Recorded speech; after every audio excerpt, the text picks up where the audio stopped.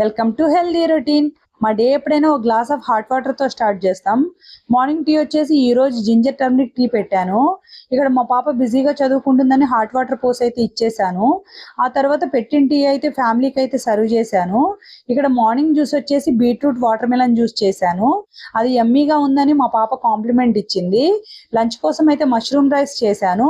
అది మిక్స్ చేసి మా హస్బెండ్ హెల్ప్ చేశారు. ఆ తర్వాత మా పాప స్కూల్ కి త్వరగా వెళ్ళాలని చెప్పిందని గ్రీన్ ఆమ్లెట్ వేసి ఇచ్చేసాను.